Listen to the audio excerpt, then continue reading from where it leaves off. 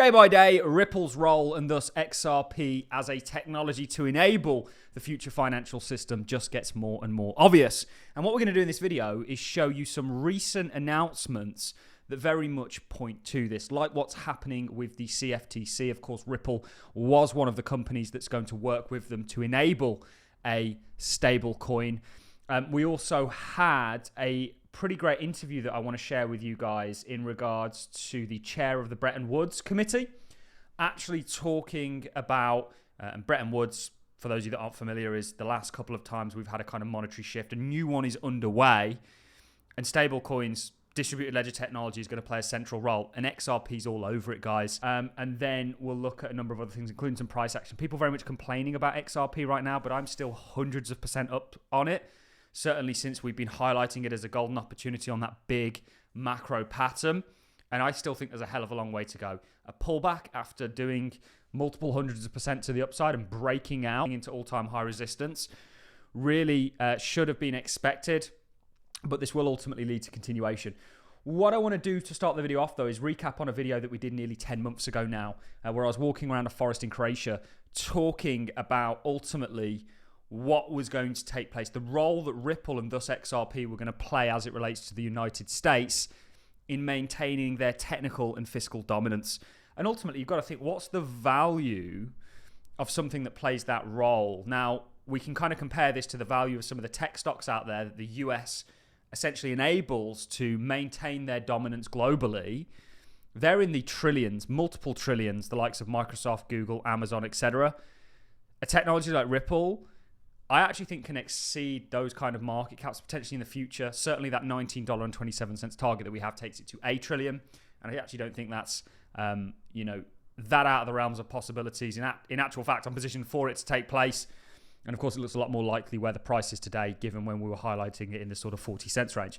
So let's do a little bit of recapping. Then we're going to dive over to what's happening with the CFTC and how this really sort of positions XRP, Ripple to do what we've suggested they're going to months and months, years ago at this point. And then we'll look at what the chair of the Bretton Woods Committee actually has to say on this, really further highlighting what's coming. And then we'll finish things off with a little bit of price action. So let's dive into this recap. We've actually spoken about the fact that the US is likely going to have Ripple as one of those unicorn stocks, one of those enablers, if you will, because the US really maintains its role as a global leader through the companies that reside within it, that they ultimately have control over. Things like Google, things like Facebook, things like Amazon, these kind of companies, ultimately give the US a great amount of power. Why do you think China doesn't allow any Apple, any kind of companies like that within their country? And why do you think we don't let Chinese companies within the United States? Or certainly we try and sort of limit them when it comes to technology, because the amount of power that these companies have and thus give to the nations that they reside in and ultimately are under is insane. And if the US want to maintain, which was mandated by Biden, their position, their standard as a global leader in technology and as, in the world as a whole, they're going to need a company like Ripple to help them do that, to help them harness the digitization of everything and actually revolutionize the dying system that they currently have. And I don't think there's anybody in a better position to help the United States than Ripple and, of course, subsequently XRP. And we saw recently a bill get passed that essentially saw, it's obviously got to go to the Senate now. It's certainly got through the House of Representatives. We saw a bill get passed that essentially is trying to stop a central bank digital currency, a CBDC, from being issued by the government or the Federal Reserve. So the question is, who then digitizes the dollar? It's likely, in my opinion, going to be Ripple. And they already are trying to facilitate a stablecoin. Very coincidentally, they've obviously known about that for a hell of a long time. That news didn't get as much attention as I think it needed to. And if you look at who currently is the largest issuer of United States dollar stablecoins, it's Tether. That is a big no-no. And the US, I don't think, is going to have that. What they're essentially going to do is look for a company that resides within the US. Okay, remember, the Federal Reserve can't actually do that because of this bill. It's still got a little bit of a journey to go before it's sort of wrote into law. But they're going to look for a company to essentially enable them to digitize the dollar. and issue dollars and help it maintain its sort of world reserve currency status. I believe that they are going to look to Ripple to do that. And ultimately, the kind of prophecies that you have been told in regards to XRP potentially coming true. Great insight there, given all those months ago, nearly a year ago.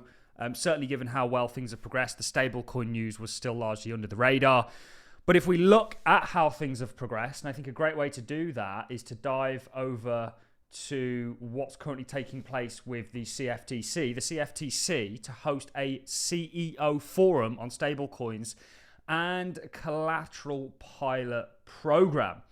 So it says here, the United States Commission's Future Trading Commission, or the United States Commodity Futures Trading Commission, is organizing a CEO forum with crypto industry leaders, including Circle, Coinbase, and Ripple. Of course, Circle use USDC, DC.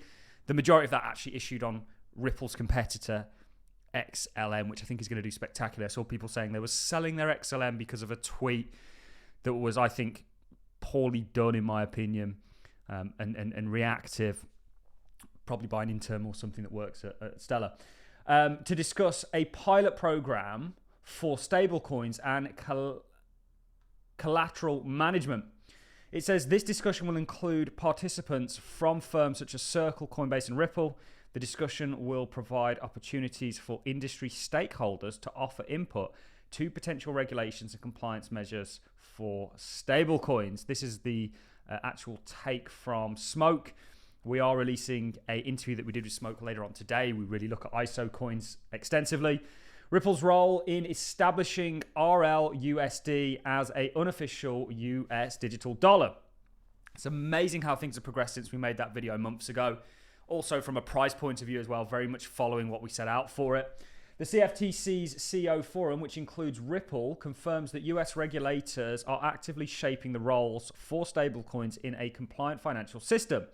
This signals that rather than launching a federal CBDC, Jerome Powell said that they weren't going to do this yesterday and promised they weren't, and we knew that they weren't, so they have to go to the private market to do this. The US is fostering a regulated environment where private sector solutions like RLUSD can function as the unofficial digital dollar. Ripple's participation is critical because its network is designed for real-time settlements, we'll come on to that in a second, and liquidity management, making it a key infrastructure provider for dollar-dominant stablecoins. By leveraging Ripple's technology, RLUSD can achieve instant low-cost cross-border transactions, increasing adoption amongst banks, payment providers, and financial institutions worldwide. More broadly than that, people worldwide. We're now democratizing access to the dollar. And directly based on how that dollar is facilitated, the treasury markets. And we have a whopping problem in the US in regards to the treasury markets.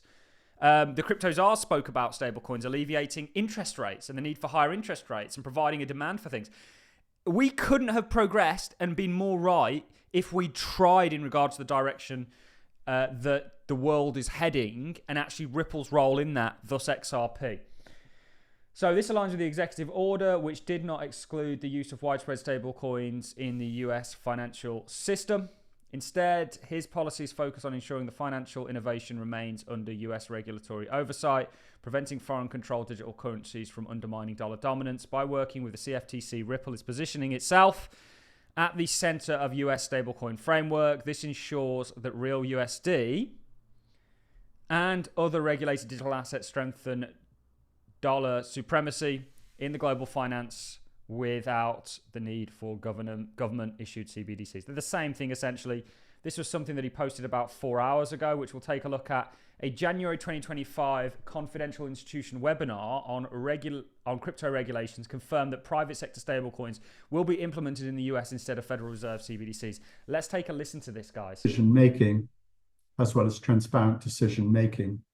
And then finally, it also talks about in point 5 that there will not be a US central bank digital currency. And the one minus is, of course, that there will therefore be a great support for private sector stablecoins. We already have a few of those like Tether and Circle and PayPal Coin. Our expectation is now many banks, especially with the repeal of SAB 121, many banks will now start announcing this year that they too are going to be launching dollar-denominated stablecoins. Interestingly, we did a video on the Bank of America CEO talking about once we have those regulations, you're going to see the banking sector come into the crypto space in a big way, certainly the payment settlement side of things. And Ripple is already there. They've been doing this work for a hell of a long time. It's fishy as hell, the whole lawsuit thing, in my opinion. Why did they go after a company like Ripple? Well, I think it was to keep the masks out, and they're still trying to do that today, and we'll look at it from a price point of view to sort of confirm this. There was a Bloomberg interview that I want to share with you guys that really solidifies why stablecoins are going to be the thing, and it comes from Bretton Woods committee chair. Let's dive into this. I'll speed it up a little bit, and then we'll talk about some price action.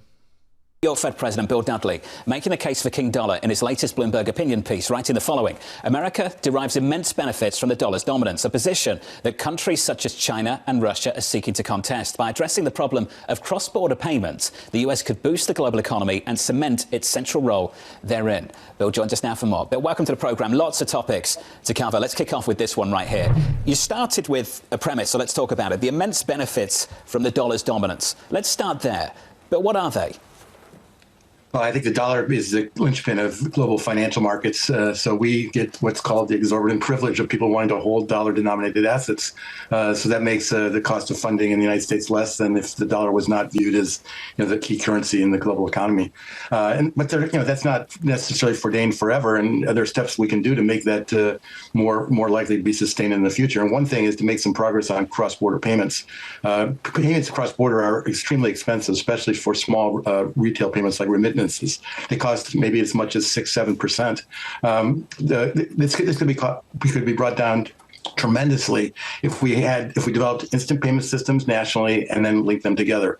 A number of countries have good instant payment systems. Brazil, India, for example. The U.S. is basically nowhere. We have two systems, but nobody uses them. Everybody uses cards and debit cards, Venmo or PayPal. So we need to do something to reinvigorate the U.S. instant payment systems. And then once we have that, we need to start to take steps to link it together with other instant payment systems around the world. It's coming, guys. It couldn't be more obvious to me at this point what's about to happen. I do think it begs broader questions in regards to the new savior of the United States. I'll just leave this out there. How much of a true savior is he with the implementation of kind of surveillance finance and digital IDs and things like this? But I'll leave that there. It's just something I think about a lot. When we look at the XRP chart, it's a beautiful one. And this has done exactly what we said it would. And the role that Ripple's going to play in XRP is doing and now gearing up to exactly what we've been saying for years now that it was going to do. I think a lot of people miss this. And XRP does far more than that in regards to enabling this new internet of value where actually what instruments we can use to pay for things change drastically. We're a little bit off that, but one thing they're going to really use and utilize Ripple and XRP for is essentially maintaining global dominance fiscally and technologically. When we look at this chart, guys, we still have $19.27. I always get comments about XRP. Like, tell me you bought the top without telling me you bought the top. This is where me and my entire community did the majority of our accumulation. And today, it's still at what, 300 something percent for us? Yeah, I think 333% last time I checked. And it will likely get to that 30 kind of X that we were looking at, 33X that we were looking at from all the way down here. This is just a pullback. We said expect a pullback when you run into new all-time highs. This is often very commonly going to act as resistance. You'll very commonly pull back in and around it, and then you'll see that continuation. That's on the cusp. Sell your XRP if you want. Doesn't bother me in the slightest. Don't buy it. If you're an XRP hater, why XRP haters watch XRP content is kind of interesting, but I think it's because they're not really haters. They're true admirers of it. And I think with everything that's coming this year, you have every reason to be. That's it from me, guys. I'm going to love and leave you. It's never been so obvious the role that XRP is going to play in tomorrow's financial system. It's going to be embraced by the US government like we've been suggesting for all these years. And ultimately, we've got a bright time ahead of us as XRP holders. You're pre-rich. That's it from me, guys. I'm going to love and leave you. Thanks for watching. See you in the next one.